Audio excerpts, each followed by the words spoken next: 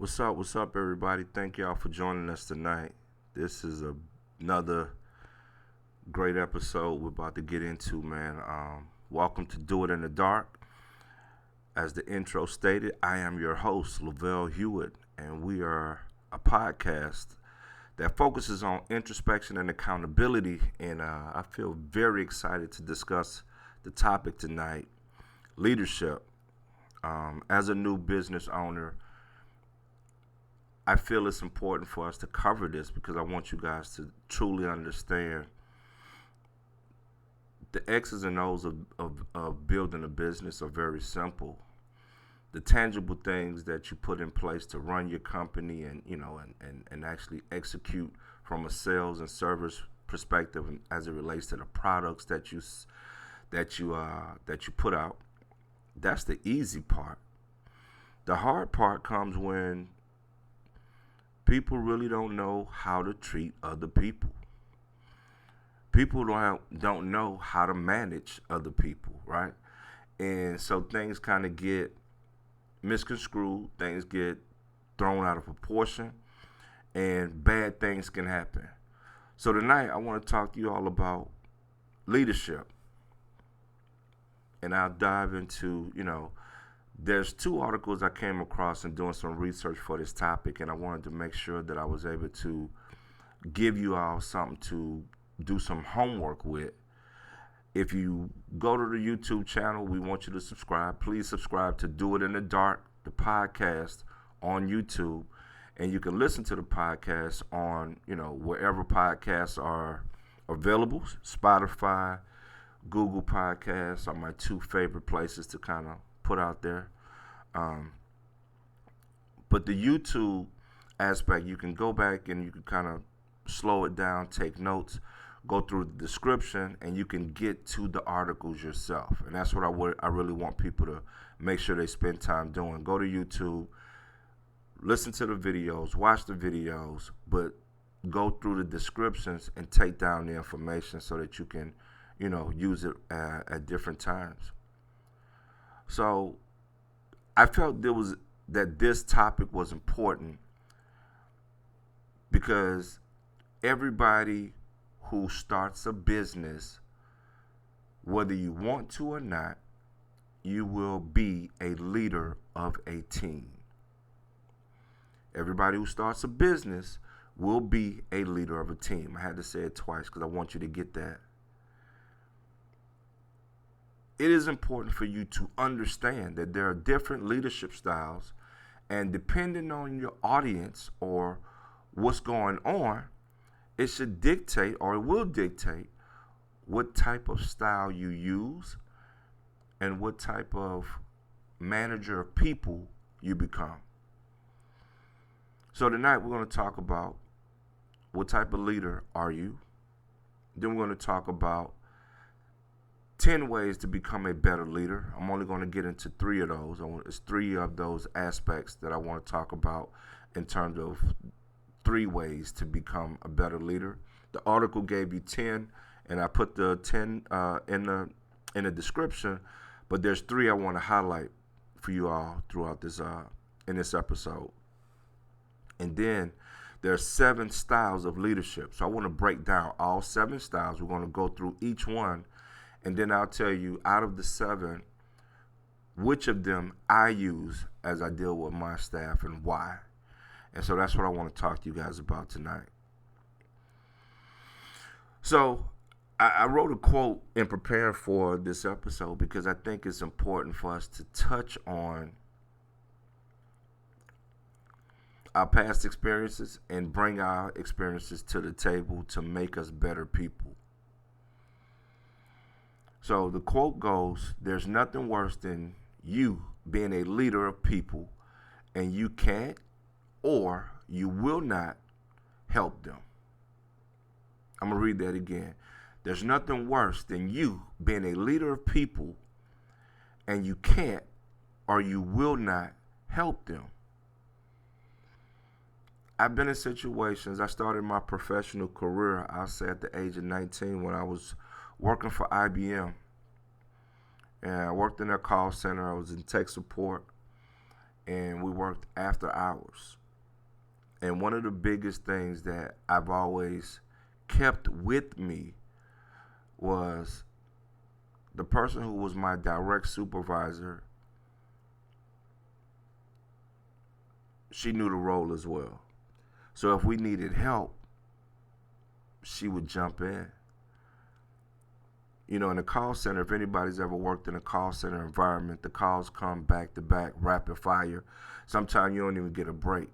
And you got the call queue that you can look at and you can see like, damn, it's 10 calls waiting. And they've been waiting for the last 15 minutes. So you're doing your best trying to go through your calls, following protocols, and help people out, right? But a good manager in that environment, a good manager has three things that they are good at. One, they are aware of the call queue. They know how many calls are waiting, right? Because that affects your numbers as a team. They are properly staffed, because it's all about staffing when you want to make sure that you hit those numbers in a call center. And then the third thing is they know the job function as well. They know how to do the job. So if they see, okay, we are properly staffed, but we may have one or two people on break, you know, that's no big deal. I will put on a headset and I will take these calls. That is direct leadership in that environment. I am of the belief that if you are starting a business, as best you can, you need to have some familiarity with every aspect of how your business is supposed to run. So I'll take myself, for example. I'm in a hospice business. I own 2 home hospice companies. And although there are some things that I can't do from a clinical aspect, I'm not a nurse, I'm not a doctor, so those 2 things are out of my scope of practice and understanding. I am very familiar, because I pay attention to my nurses and my doctors who work for us. I pay attention to what we are supposed to be doing as a collective. So if I'm ever engaged with a patient or a family member who has questions about the role of the doctor, the nurse, social worker, chaplain, all of those are credentialed positions, right? And I don't have the background of any of those credentialed positions, I can still talk to the family intelligently and say, I'm sure that the social worker will do X, Y, and Z according to her scope of practice, expertise, and we'll make sure we get that handled for you. I can speak intelligently about what needs to happen. And that's all. Sometimes sometimes that's all you can do is speak intelligently about what it is. But when there are opportunities for you to be hands-on in the environment, in the trenches with your staff, as a leader of people in a business that has your name on it, you need to know what everybody's doing. Period, point blank. And you need to know the personalities of the people that work for you so that you can be the right type of leader that they need in that situation. So today I want to talk to you about what are some of the ways that you can become a better leader. So as I stated earlier, the article gave 10 ways to become a better leader, but there are 3 that I want to talk about. The first one is engage in honest and open communication. One of the most important elements of effective leadership is creating an open line of communication with your team members, with your clients, with your families, with your vendors. Whoever you do business with or whoever is entrusting you with doing business with them, you need to have good, open communication.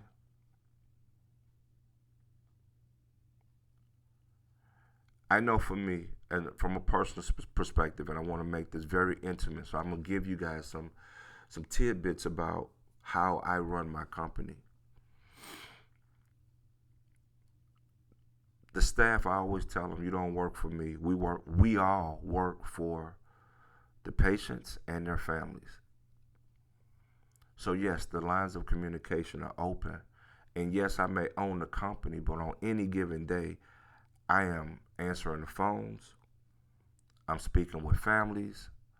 I'm delivering supplies. I'm calling the pharmacy to make sure that meds are going out. I'm doing whatever I need to do to help my team. And if there's a mistake or something happen, because people make mistakes, as a team, whoever can get to the ball first handles the ball. And that's just a saying we have. It doesn't matter, like, oh, that's not my job. Whoever can get to the ball first is the person who picks the ball up and runs with it. That is team leadership. Because at the end of the day, you don't work for me. You work for the patient and their family. So yes, we have a very open aspect of communication and also under Medicare guidelines. We meet and we discuss these patients on a daily basis. So we're following our protocols, and it is just a part of the fabric of how we operate as a company. Number 2, connect with your team. Number 2, connect with your team. Leading a group of people requires a mutual sense of trust and understanding between the leader and your staff. To achieve this, leaders should be able to connect, be reachable, right?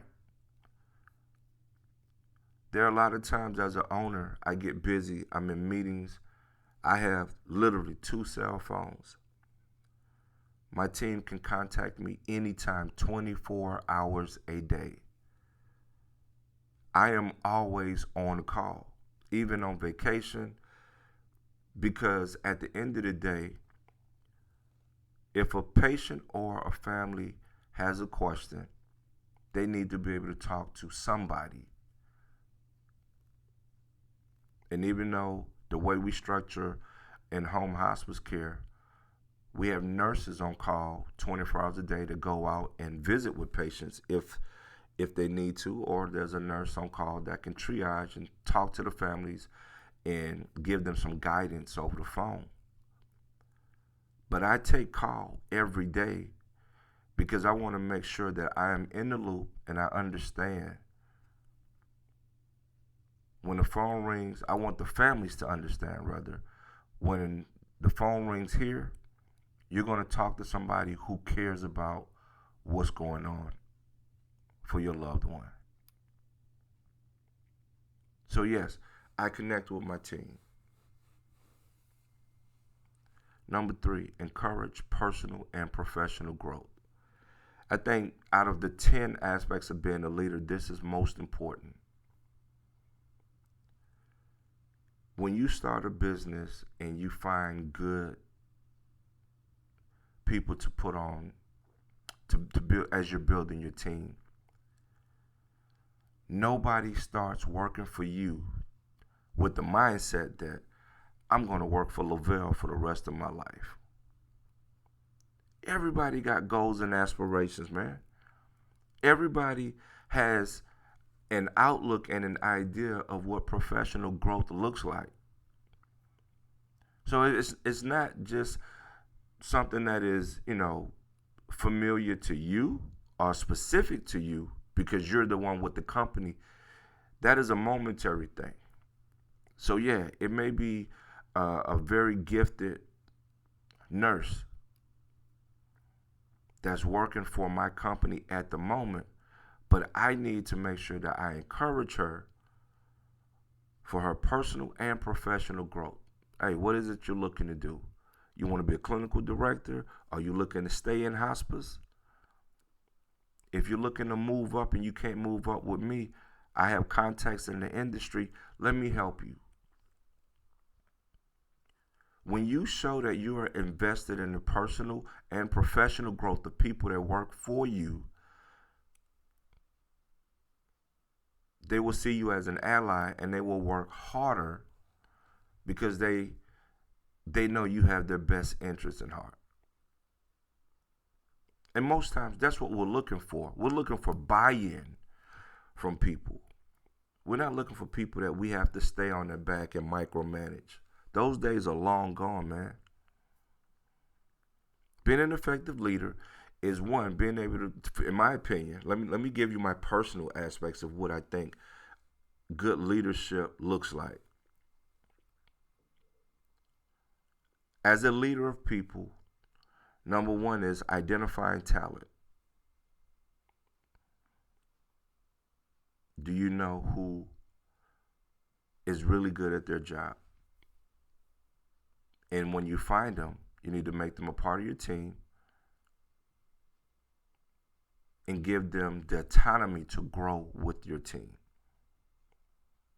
to lead the team as well, and teach them how to lead the way that you want your company to be ran. And give them voice, give them flexibility, autonomy to grow. Like, all of those things are developed in the relationship between you and that person who is extremely gifted and skilled in a certain field. When you surround yourself with competent, capable people, you learn from them. A good leader can also follow, or a good leader can also learn. You don't always have to be in charge. The one thing about a poor leader is they have to always tell you that they are in charge.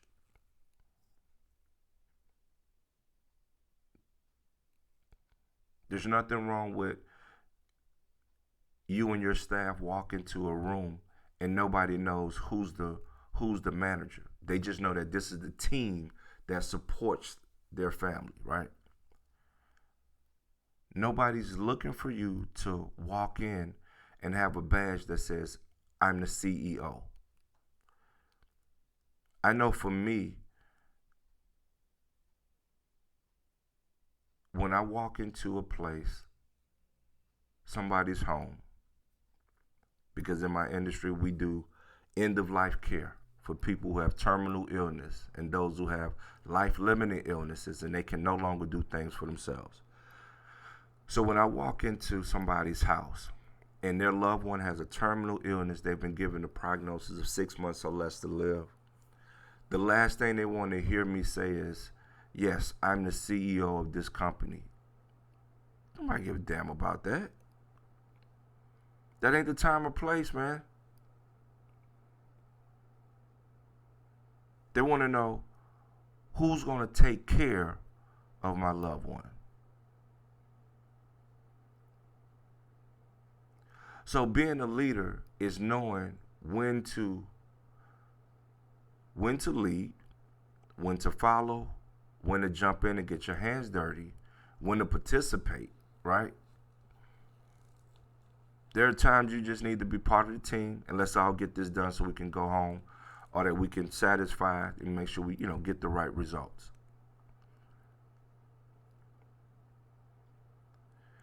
But also identifying being a good leader is understanding different leadership styles.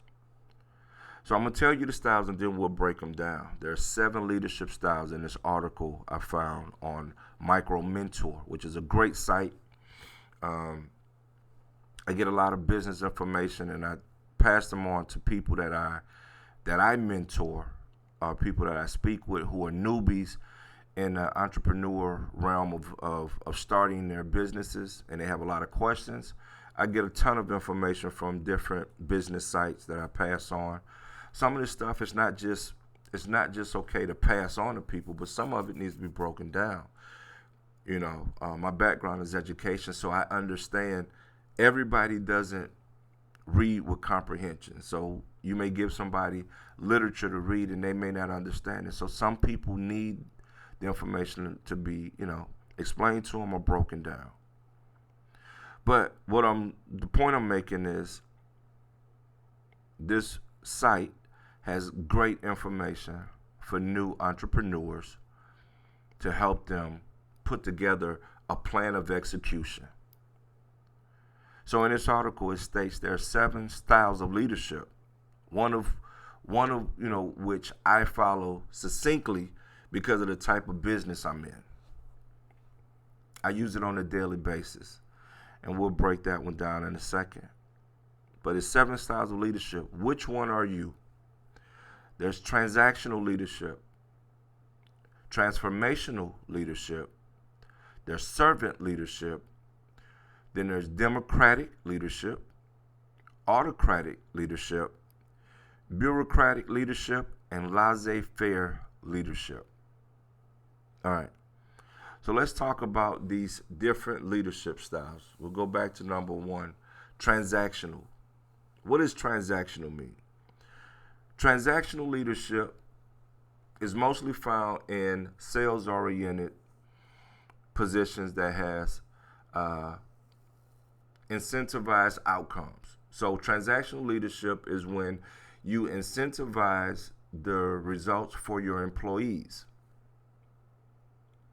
So it may not just be sales, but it is mostly found in a sales-oriented industry. An example of transactional leadership is for employees, if you meet your goal of, 5 sales in a month, you get a bonus for that month.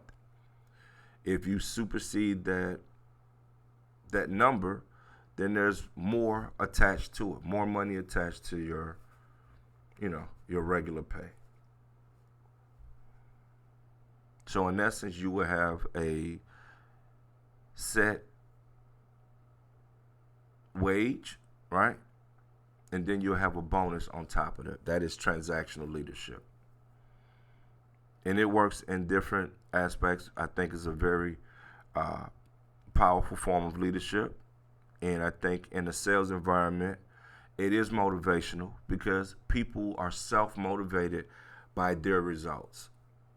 And if they're rewarded for those results, then yeah, it makes sense to put that in place. The next leadership role, style, is transformational leadership. Transformational leadership. Like we talked about a minute ago, that goes hand in hand with encouraging personal and professional growth. Somebody may come into your company on a lower tier or bottom, entry-level position, but that person has ideas and they want to move up in the company. How can you help them to transform into different roles? So transformational leadership is, hey, let's do some cross-training. Let's try to make sure that you know as much about this business as possible so that will expedite your growth with the company. That's transformational leadership. Number 3 is servant leadership. Servant leadership is putting the needs of everybody else ahead of your needs.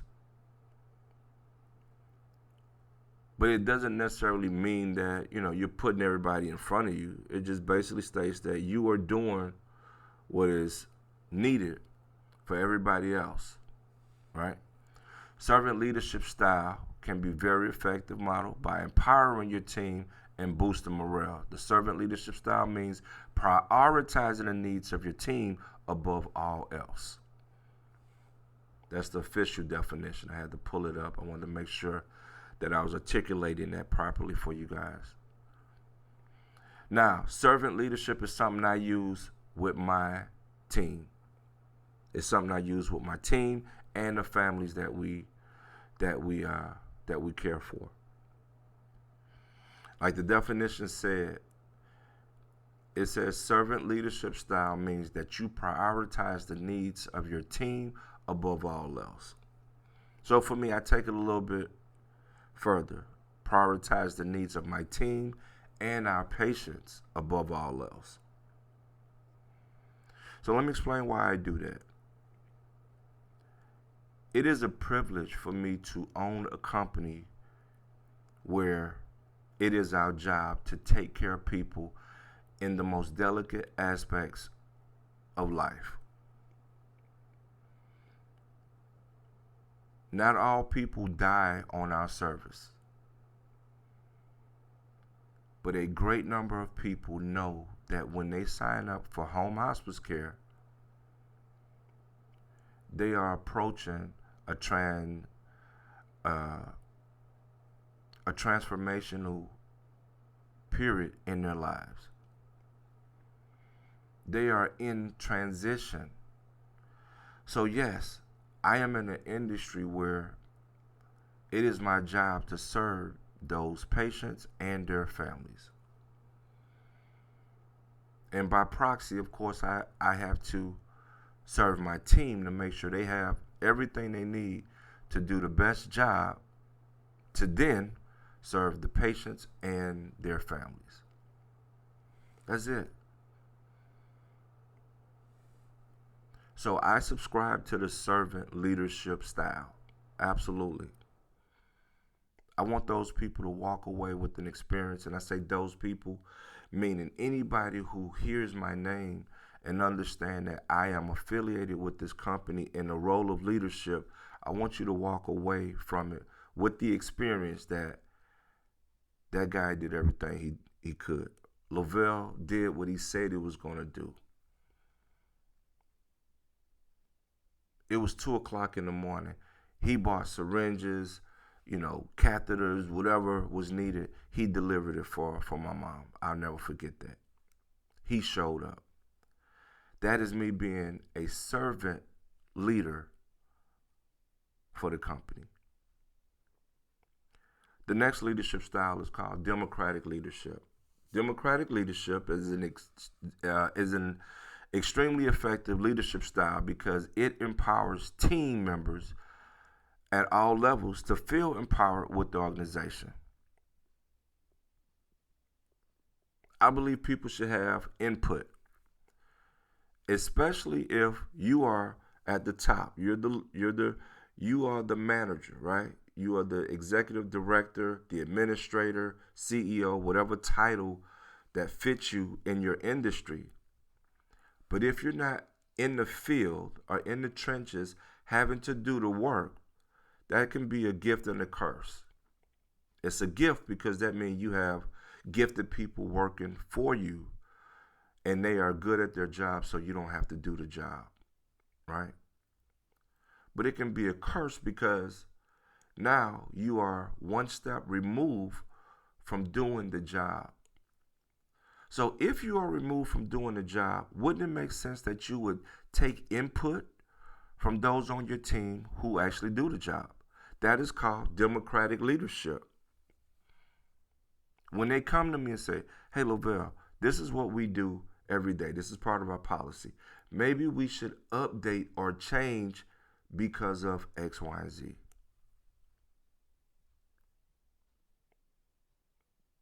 It's my job to say, you know what? I think that makes sense. I think we should do that. That's a great idea. Let me see how we can put that into play. Okay?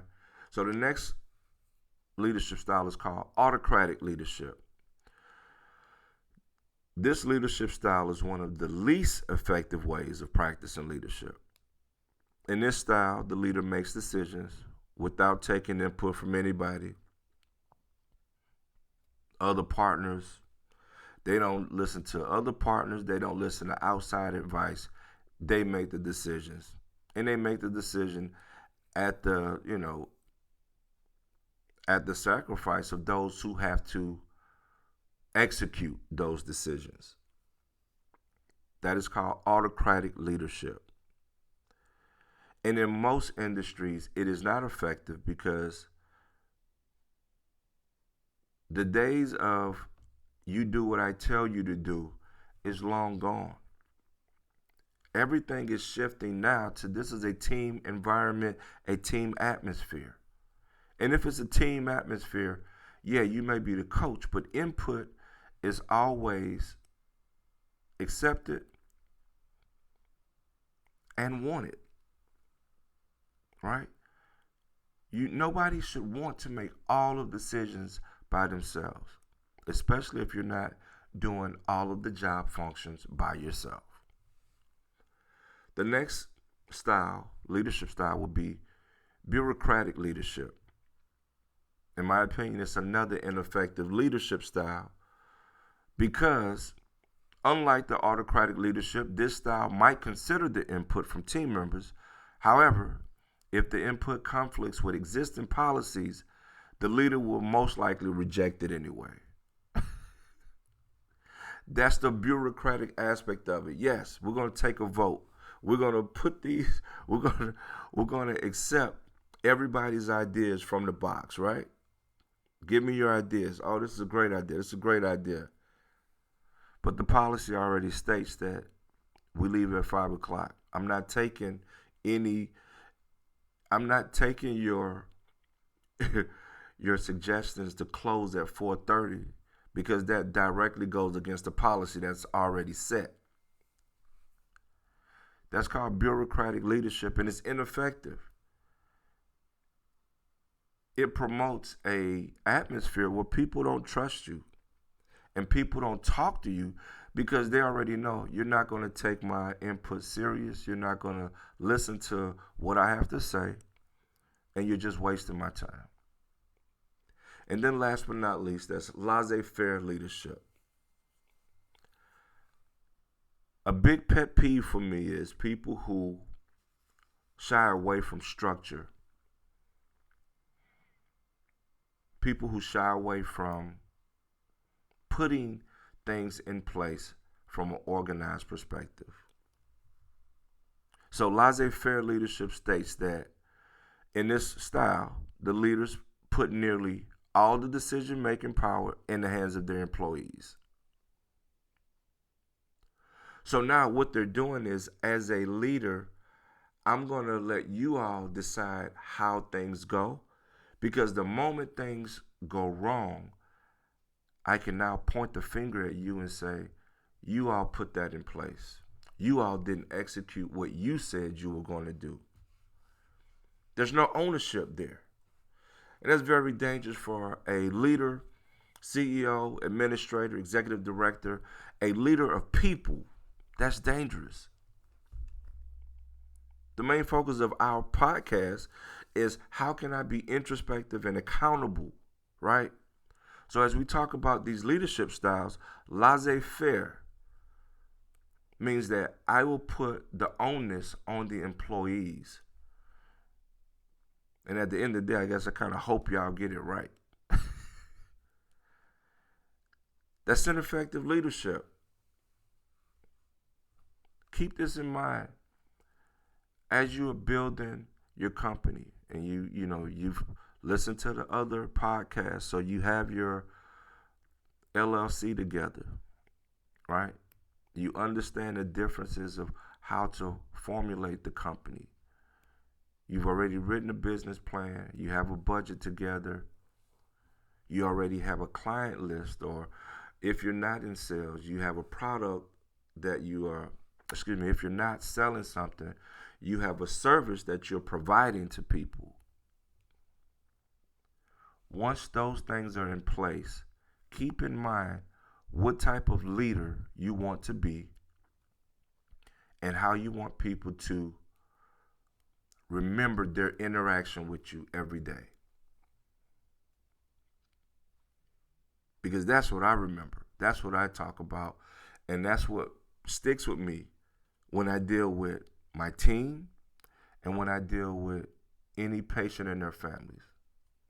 When they walk away from this conversation, how did they feel about the interaction?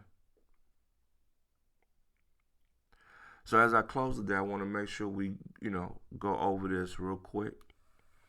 Today we talked about different leadership styles. And I want you to keep in mind it is important that you understand how to become a better leader. We talked about 3 aspects of it: engaging and having open communication, connecting with your team, and then encouraging personal and professional growth. And then we discussed the 7 leadership styles: transactional leadership, transformational leadership, servant leadership, democratic leadership, autocratic, bureaucratic, and laissez-faire. Now, nobody says that you have to be one of the 7 styles. I think it is important to have a good understanding of what the styles look like and how they exist, so that you'll know, depending on your audience, which leadership style you should present, right? Or you should utilize to get the most in that situation.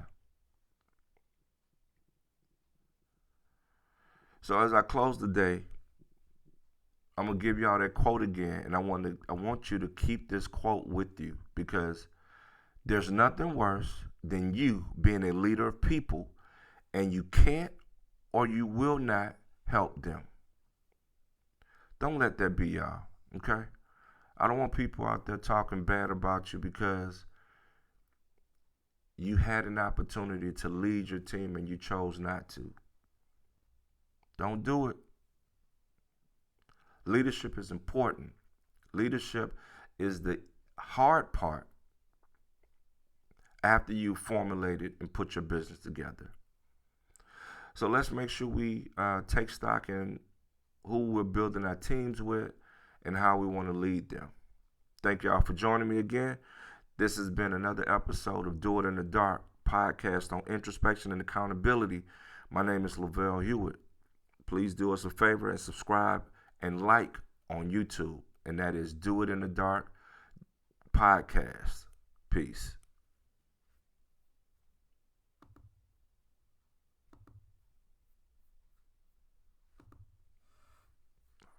All right. Let me take some of it off on the end.